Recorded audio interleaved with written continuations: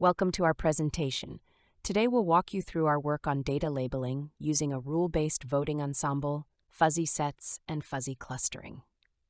Pablo Marcillo and Miriam Hernandez Alvarez at Escuela Politécnica Nacional developed this research.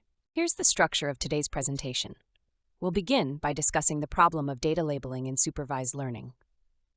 Then we'll look at and evaluate different labeling approaches. Next, we present the poly-driving dataset. After that, we'll show and compare the results applying these algorithms in our dataset. Finally, we'll obtain conclusions and present future work. Labeling is critical for model accuracy, but expert annotation is expensive and slow, especially when the data is imbalanced. Semi-supervised and unsupervised methods can help scale, but they often fail with rare, high-risk classes. We propose a hybrid approach to combine expert-defined thresholds with scalable learning while preserving balance. Existing methods have limitations. Semi-supervised models are data-driven and miss rare cases. Fuzzy clustering helps for exploratory analysis but lacks interpretability. Fuzzy logic is interpretable but doesn't scale well. Our proposed solution combines expert knowledge with machine learning in a scalable, interpretable way. We created the poly-driving dataset as part of this research. It contains over 23,000 driving events collected from 2 urban routes. Each event includes 32 attributes covering telemetry, engine metrics, driver vitals, environmental conditions, and road events. After pre-processing, we applied low-variance filters and correlation mutual information analysis to reduce the attributes to 14 key features. These include speed, RPM, heart rate, temperature, precipitation, and accident history. We applied 3 main labeling methods: a rule-based voting ensemble, fuzzy sets, fuzzy clustering. These methods allowed us to label all observations using both semi-supervised and unsupervised approaches. This slide describes the rule-based voting ensemble approach we implemented. We began by manually labeling a small subset of data using attribute-specific thresholds and penalty scores defined by experts. These rules helped us categorize samples into risk levels such as low, medium, high, and very high based on penalty scores. Each rule functioned as a weak classifier, and the final labels were assigned through majority voting across classifiers. This ensemble approach allowed us to maintain interpretability and consistency in labeling while minimizing manual effort. To improve class balance and reinforce the model's ability to detect critical cases, we added synthetic high-risk patterns, ensuring that 8.5% of the total samples were labeled as very high risk. This method formed the foundation for our semi-supervised learning pipeline by providing a reliable and interpretable initial labeling class. In this slide, we present the implementation details and results of our rule-based voting ensemble model. To train the semi-supervised models, we used 75% of the labeled data for training and 25% for testing, corresponding to 1,485 and 495 samples, respectively. We then labeled 21,172 previously unlabeled records using a combination of different semi-supervised techniques: label propagation and label spreading, both graph-based methods. Self-training using traditional classifiers like SVM, MLP, random forest, and gradient-boosted machines.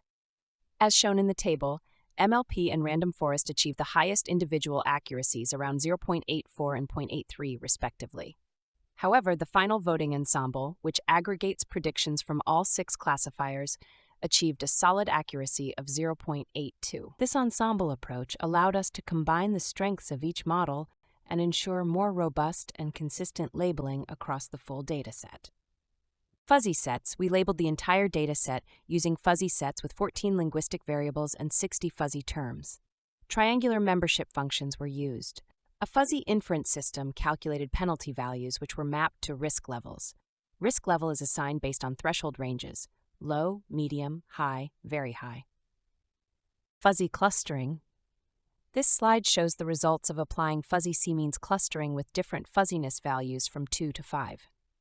Configuration 1 produced a relatively balanced distribution across all 4 risk levels. But in configurations 2 to 4, we see a sharp drop in the number of high and very high risk cases. For example, configuration 4 identified only 12 high risk and just 2 very high risk observations. This shows that increasing the fuzziness factor causes the model to blur important risk distinctions, often mislabeling high-risk data as low or medium. While fuzzy clustering is useful for exploring structure, it fails to align with domain expectations and cannot reliably identify rare high-risk cases.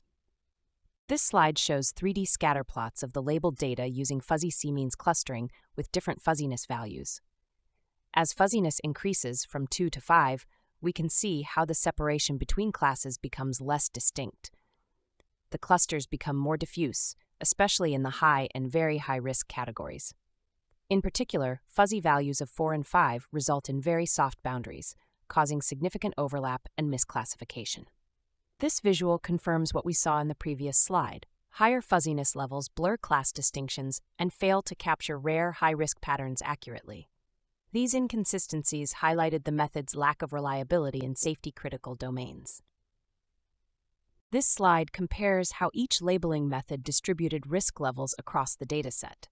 The voting ensemble aligns with expert expectations, showing a clear downward trend from low to very high risk.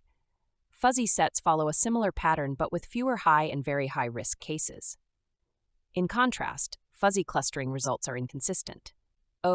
Some configurations overestimate very high risk labels while others almost eliminate them entirely. This comparison highlights the ensemble's ability to maintain expert-defined class structure, making it the most reliable method. This slide compares how each labeling method distributed risk levels across the dataset. The voting ensemble aligns with expert expectations, showing a clear downward trend from low to very high risk. Fuzzy sets follow a similar pattern but with fewer high and very high risk cases. In contrast, fuzzy clustering results are inconsistent. Some configurations overestimate very high risk labels while others almost eliminate them entirely. This comparison highlights the ensemble's ability to maintain expert-defined class structure, making it the most reliable method. Results in our dataset: we started with expert-defined rules to assign penalty scores to features like RPM, visibility, and precipitation, mapping them to 4 risk levels.